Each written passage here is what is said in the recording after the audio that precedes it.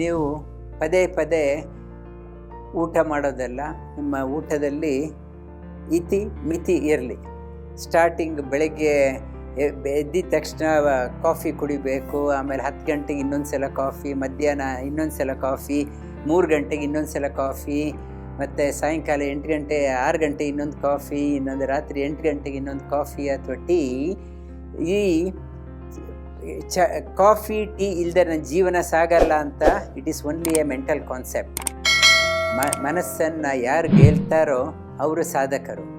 ನಿಮ್ಮ between meals, ಬೆಳಿಗ್ಗೆ ತಿಂಡಿ ಮಾಡಿದ್ರಿ, ಮಧ್ಯಾಹ್ನ ಊಟ ಮಾಡಿದ್ರಿ, ರಾತ್ರಿ ಊಟ ಮಾಡಿದ್ರಿ, 3 ಬಾರಿ, ಇನ್ನೂ ಸಾಧ್ಯ ಆದರೆ ಬೆಳಿಗ್ಗೆ ಬ್ರೇಕ್ಫಾಸ್ಟ್ ಮತ್ತು ಸಾಯಂಕಾಲ ಊಟ 2 ಬಾರಿ ಇನ್ ಬಿಟ್ವೀನ್ ಇದಕ್ಕೆ ಹೊಟ್ಟೆಗೆ ವಿಶ್ರಾಂತಿ ಕೊಡಿ.